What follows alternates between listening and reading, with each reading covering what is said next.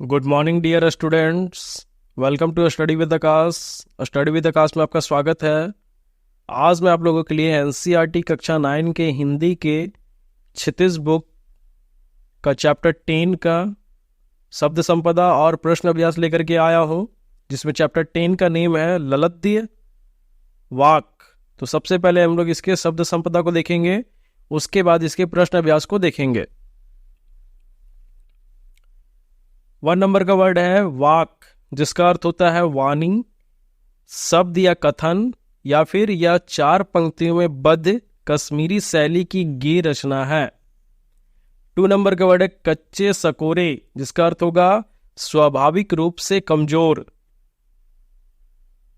3rd number का word है रस्सी कच्चे धागे की, जिसका अर्थ होगा कमजोर और नासवान सहारे।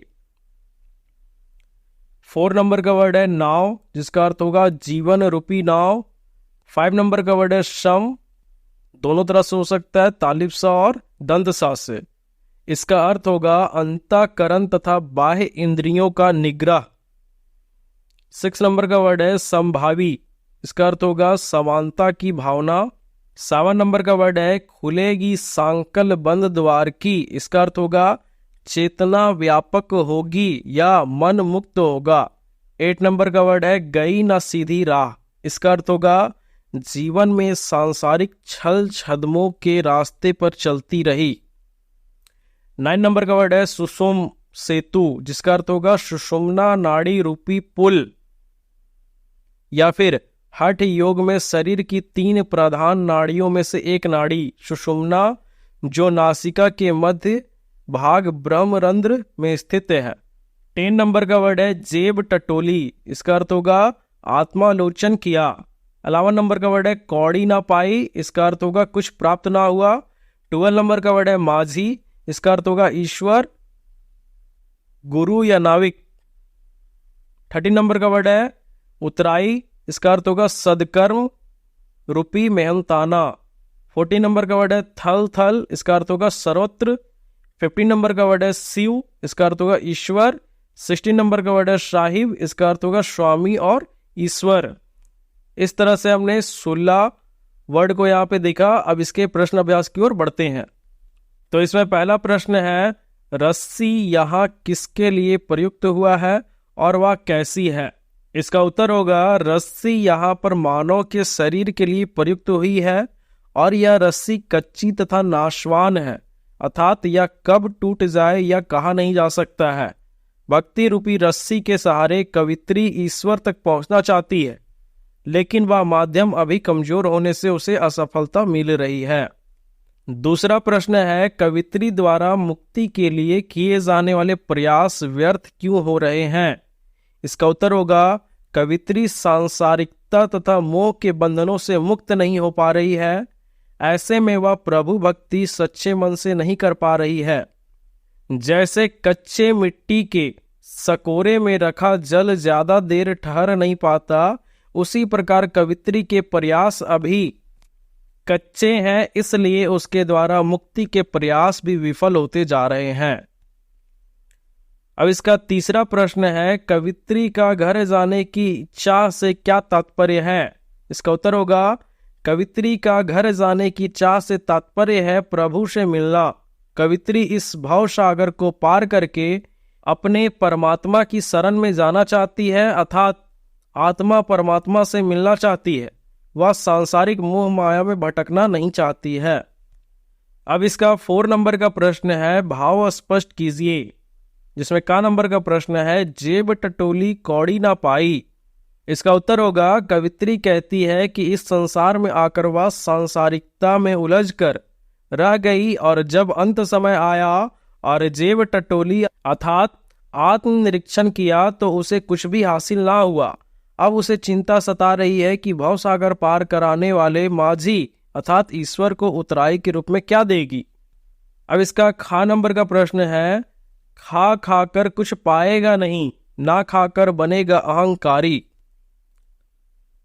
इसका उत्तर होगा प्रस्तुत पंक्तियों में कवित्री मनुष्य को ईश्वर प्राप्ति के लिए मध्यम मार्ग अपनाने को कह रही है। कवित्री कहती है कि मनुष्य को भोग विलास में पड़कर कुछ भी प्राप्त होने वाला नहीं है, मनुष्य जब सांसारिक भागों को पूरी तरह से त्याग देता है तब उसके मन में अहंकार की भावना पैदा हो जाती है। अतः अहंकार रहित होकर मोह माया से विरक्त रहते हुए ईश्वर प्राप्ति का प्रयास करना चाहिए। अब इसका 5 नंबर का प्रश्न है, बंद द्वार की सांकल खोलने के लिए ललद्य ने क्या उपाय सुझाया है? इसका उत्तर होगा, बंद द्वार की सांकल खोलने के लिए ललद्य ने उपाय सुझाया है कि भोग विलास और त्याग के बीच संतुलन बनाए रखते हुए मनुष्य को सांसारिक विषयों में ना तो अधिक लिप्त और ना ही उससे विरक्त होना चाहिए। अज्ञान ही बंद द्वार की सांकल है। अंतः एवं बाह्य इंद्रियों पर नियंत्रण रखने से मुक्ति मिल सकती है। अब इसका 6 नंबर का प्रश्न है, ईश्वर प्राप्ति के लिए बहुत से साधक हठ योग जैसी कठिन साधना भी करते हैं, लेकिन उससे भी लक्ष्य प्राप्ति नहीं होती। यह भाव किन पंक्तियों में व्यक्त हुआ है? इसका उत्तर होगा, उपर्युक्त भाव निम्न पंक्तियों में व्यक्त हुआ है। आई सीधी राह से गई न सीधी राह, सुसुम सेतु पर खड़ी थी बीत गया दिन आह, जेब टटोली कौड़ी ना पाई माझी को दूं क्या उतराई। अब 7 नंबर का प्रश्न है, ज्ञानी से कवित्री का क्या अभिप्राय है? इसका उत्तर होगा, ज्ञानी से कवित्री का अभिप्राय है जिसने आत्मा और परमात्मा के संबंध को जान लिया हो। कवित्री के अनुसार ईश्वर का निवास तो हर एक कण कण में है, परंतु मनुष्य इसे धर्म में विभाजित कर मंदिर और मस्जिद में खोजता फिरता है। वास्तव में ज्ञानी तो वह है जो अपने अंतःकरण में ईश्वर को पा लेता है। अब इसके आगे रचना और अभिव्यक्ति से 8वां नंबर का प्रश्न है, हमारे संतों भक्तों और महापुरुषों ने बार बार चेताया है कि मनुष्यों में परस्पर किसी भी प्रकार का कोई भेदभाव नहीं होता, लेकिन आज भी हमारे समाज में भेदभाव दिखाई देता है। इसी में का नंबर का प्रश्न है, आपकी दृष्टि में इस कारण देश और समाज को क्या हानि हो रही है? इसका उत्तर होगा, समाज में व्याप्त भेदभाव के कारण निम्न हानियां हो रही हैं। पहला, हिंदू मुस्लिम का झगड़ा इसी भेदभाव की उपज है, जिसके परिणाम स्वरूप भारत पाकिस्तान 2 देश बने। दूसरा, भेदभाव के कारण ही उच्च और निम्न वर्ग में सामंजस्य स्थापित नहीं हो पाता। तीसरा, पर्वों के समय अनायास झगड़े की स्थिति उत्पन्न हो जाती है।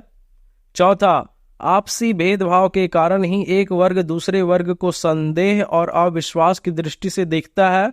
पांचवा, भेदभाव की उपज से अलगाववाद, उग्रवाद, आतंकवाद जैसी सामाजिक समस्याएं पैदा होती हैं। अब खा नंबर का प्रश्न है, आपसी भेदभाव को मिटाने के लिए अपने सुझाव दीजिए।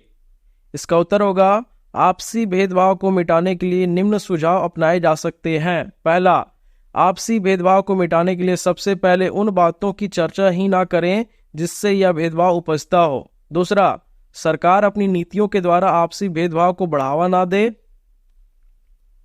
तीसरा, राजनीतिक दल अपनी स्वार्थ पूर्ति के लिए लोगों की धार्मिक भावनाओं का सहारा ना ले। चौथा, नौकरियों, शिक्षा तथा अन्य किसी भी सरकारी योजनाओं में आरक्षण को बढ़ावा ना देकर योग्यता को आधार बनाना चाहिए। और पांचवा, स्कूली पाठ्यक्रम भी एकता समता पर आधारित हो। तो इस तरह से आपका ये चैप्टर कंप्लीट होता है। अगर आपको मेरी वीडियो अच्छी लगती है तो अपने दोस्तों के साथ शेयर करें, लाइक करें, कमेंट करें, और अगर चैनल पे नए हैं तो चैनल को जल्दी से सब्सक्राइब करें, क्योंकि रोज मैं आपके लिए इसी तरह से नई नई वीडियोस लाता रहता हूं। धन्यवाद।